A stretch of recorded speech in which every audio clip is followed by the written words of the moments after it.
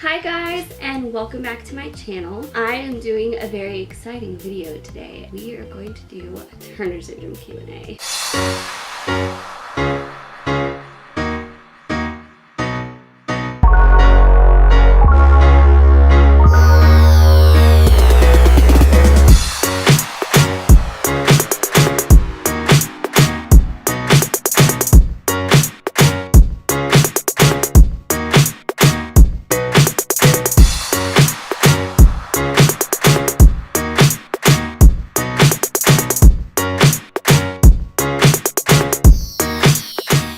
So I actually got quite a bit of response from my video asking for Turner syndrome questions for a Q&A. So I have it up on my laptop. I had a couple people respond with a lot of good questions and a lot of questions that I feel like hit on stuff I haven't actually hit on very well yet, or just I haven't gotten to. I thought it would be good to answer those, and I was just really excited about the questions I got from them. So we are going to start.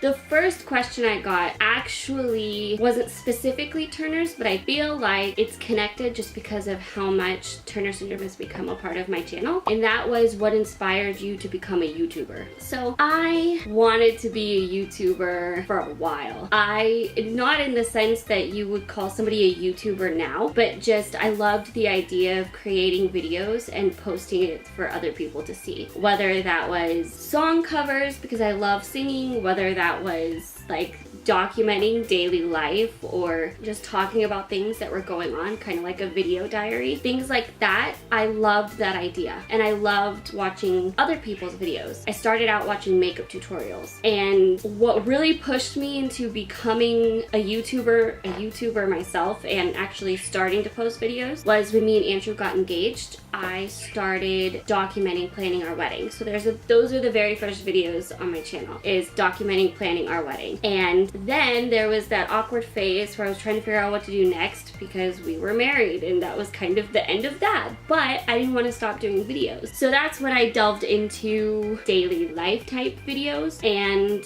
random topic videos when I had the inspiration for one. But I'd always kind of loved that idea ever since I found out about YouTube. I loved the idea of it. I just took some time trying to figure out what that would even look like for me as far as what I would do. The next question is also a YouTube question. It was it awkward when you first started? Yes, it's still awkward at some points just because trying to vlog out in public can be really awkward.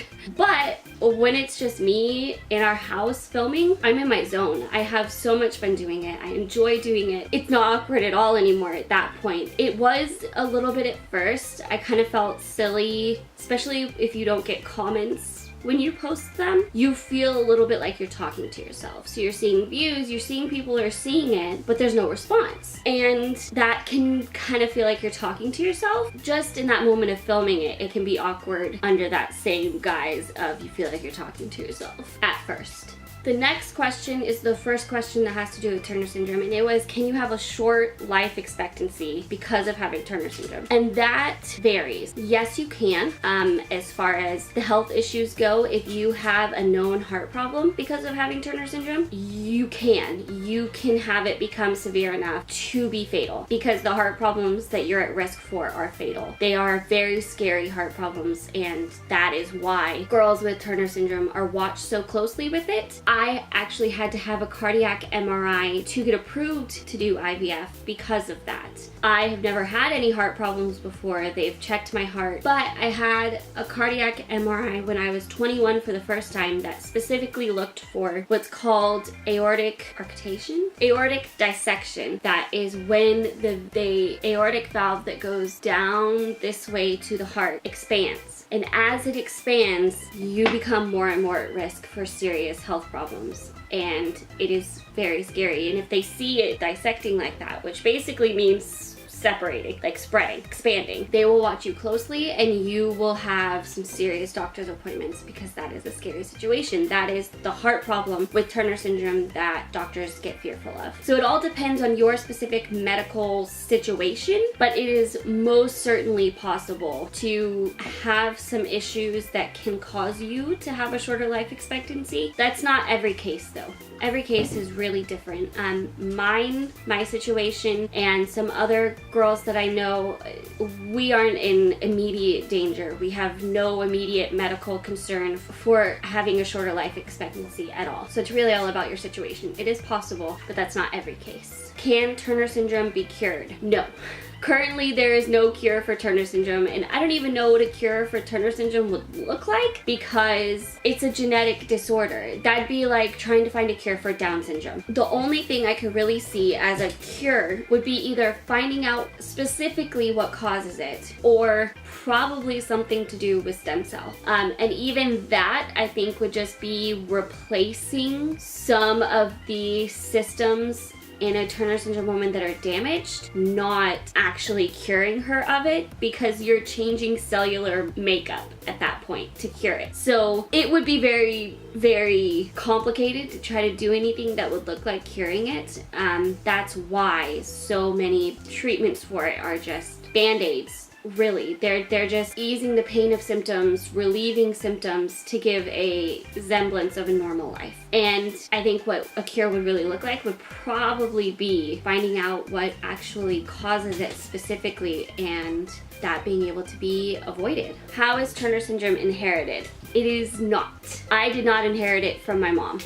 This is a condition that only females have. There is a male version, but I don't know that much about it. It's like Klinefeld's, I believe, something like that, and it's like something to do with the Y chromosomes. It's the whole guy version of this. You don't inherit it. I did not inherit it from my mom. I have recently had questions brought to me about, can I pass it on if I have a girl? And that I have not actually settled. So if anybody has any information on that, I would love to know more. They do not know what causes Turner syndrome to happen. As far as I understand it, it's kind of just they see it as like a genetic hiccup, and they don't have any conclusive evidence leaning one way or the other as far as what specifically causes it. That being said, there have been a lot of research to try to figure that out, and I hope that continues. I hope they figure that out, and then the mystery will be solved as far as why this happens and what might be able to be done to have it happen less and less and maybe avoid it totally. But it is not something you inherit.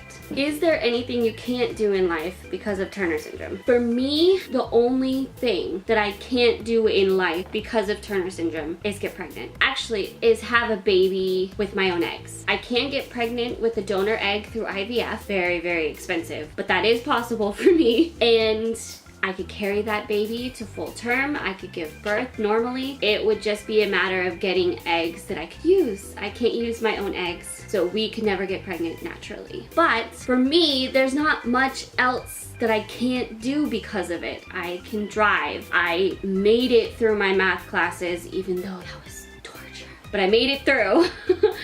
And I'm working on my master's degree. I work all the time. I have not had many limitations. I did have knee problems that I feel like may be connected because I am short, and if I wasn't as short, my tendons or my ligaments in my knee might not have been as stretchy to allow them to do what they did. But beyond that, there's not much that I haven't actually been able to do. There's not other huge ways it affects me besides being short and needing help reaching things or being able to get pregnant naturally. Do you ever get sad, lonely, or depressed because of Turner syndrome? I don't get lonely, although I did notice an incredible feeling I got when I started going on Turner syndrome Facebook groups and actually talking more to other girls and women that have it. There was this kind of aspect to things or a part of life that I realized it was really nice to have there, and I wished I had had it sooner, because then I got to actually talk to other girls that had it. In that sense, not having anybody else that had it around me, it didn't make me lonely. It was very nice once I had that. As far as sad and depressed, I've struggled with infertility. I've been very open about that. That is something that has been very, very painful for me. I've dreamed about being a mom since I even started having memories, and so that was a very painful reality to face and a very hard thing to go through. But I've definitely gotten through it. So I have my days with it as always, but those are kind of the things that I struggle with in that aspect of it the most. Does having Turner syndrome have any physical showings? Yes. you're short. There can be very intense webbing of the neck, and honestly, I had neck surgery to get my little bit that I had taken care of, and anything extra is just fluff from, you know, having some weight on me. It's not actually my neck. But that's what those scars are from, is from neck surgery for it. I actually have my shins are 2 different sizes because of my lymphatic system hooking up late. The whole idea of the retention of fluid is your lymphatic system doesn't start working when it's supposed to, and that is what gives you the fluid. And there was fluid in my chest cavity and in the back of my neck, and then once it started up, the fluid dispersed and went to where it should be. But because of it hooking up late, the lymphatic system in my body just doesn't work great, and so there is one shin that is actually skinnier than the other just because it has less fluid in it. You can have droopy eyelids. What else? I'll leave a link in the description that has the official list of all of the symptoms. Some are physical, some aren't. Those are the main ones on me. Do people ever make fun of people who have Turner syndrome? Not directly for having Turner syndrome, I don't think. I've never heard of that happening. It would be more for the symptoms of Turner syndrome. So the symptoms of Turner syndrome being short, I get short jokes all the time, and I've always gotten short jokes my whole life. Not always in a mean-spirited way, but it's just something that's come with the territory of being short, of being this short, has been the short jokes. In that sense, yes, but it's never been because I have Turner syndrome. It's always, oh, you're short, and that's about it. They don't make fun of anything else. Do you have a Facebook fan page? Yes, I do. It is linked in the description. It's just facebook.com/BrookeTV. And who is your favorite YouTuber and why? My favorite YouTuber is probably Daily Bumps. They're a vlogging family, and it would be between them or Ellie and Jared as far as who are my favorite YouTubers, because I love their stories. They've been super inspiring for me as far as family goes and as far as dealing with hardships. They both fought struggles starting their family, and that was super inspiring to me when I first started thinking about what the reality for me and Andrew would look like, and they're just really great. So they're probably my favorite. They've been super inspiring, and I just enjoy watching them. Okay, so those were the questions from Running Bear SF. The next questions are from Haley, and she asks, what are the various checkups do you get, and what do they entail? The various checkups I get are about every 6 months, unless there's something special going on, like the various checkups I get are about every 6 months unless something special is going on, like trying to qualify for IVF. But I usually get an echocardiogram. I recently got my first bone density scan, and that'll be checked in another like 3 years. And then I get my thyroid checked. They also do hearing tests to make sure your hearing is at least doing somewhat okay, and they don't need to do anything with it. And then we talk about what my HRT is looking like at that point to kind of look back over it and evaluate if it still works or if we need to change it.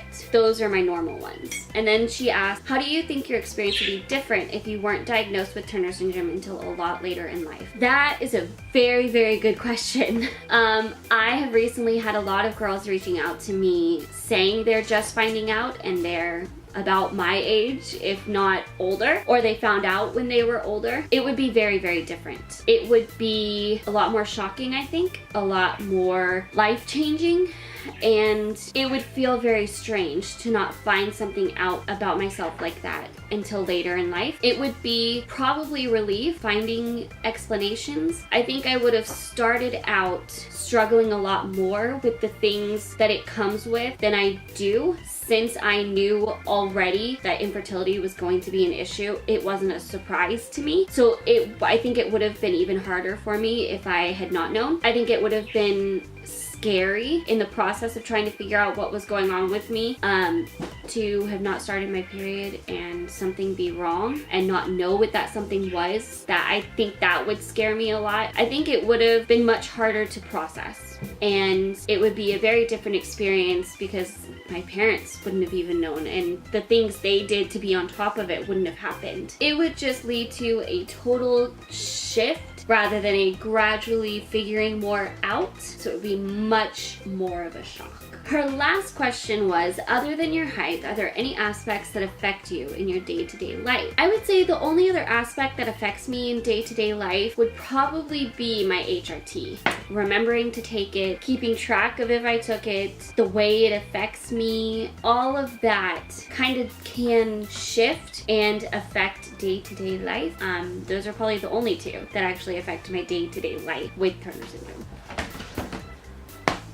So the last and final thing I wanted to talk about was I actually got a question from a friend of mine who I have been friends with almost my entire life since I was about 5, and so I've talked about Turner syndrome with her a lot. She asked what my thoughts were on finding a cure and one day being able to do more for girls and women with Turner syndrome than just give them the hormones to replace what they can't produce themselves. I talked about this a little bit earlier. I don't exactly know what a cure for this would look like. The actual cellular level could mean stem cell, if that would even actually be something. And I think stem cell really could just replace certain parts that are affected or damaged by Turner syndrome, but I don't think you could ever cure it because it's cellular level damage, and that would almost be creating a whole new person in a sense, and there's no way to fully reverse or give that person the chromosome that's missing in those genes. Now, as far as for going farther than just giving them hormones, I would love to see more found out about what causes it, to see more research on the best HRT, and I would love to see research on if there's a possibility of helping them kickstart systems to produce more themselves. If it would be actually possible to do something like that and help the girls and women with it start to produce more on their own, even if it didn't totally take it away, I feel like it would help. And it could help a lot of other things like infertility and possibly better screening for the heart problems, figure out what's causing the heart problem and what can be done to better help it. Just overall better research on Turner syndrome I think could open so many more doors and help so much, and I would love to see that. And if you guys have any research you found, I would love to read it. I would love to read up on what's going on. I would love to know more about what they're looking into and what has been found, and I think that would be super interesting. So I would love to see that in the comments if you have any. That is the Turner syndrome Q&A. I hope I covered everything. I think I covered everything. If you have any other questions, leave more below and I can do another one at some point. That would be awesome. And if you have any other video ideas for Turner syndrome or video ideas in general, or you would like just a general Q&A, and you can leave questions for that below. I thought this was really fun. I would love to do this again. I hope you enjoyed it. I hope it gave you some insight and information into Turner syndrome in general and my life with Turner syndrome. If you liked this video, give it a thumbs up and share it with everybody. If you are not already subscribed to my channel, click the screen and subscribe, and then you can see when the next video comes out. I do videos every day, and I will see you guys in the next one. Bye!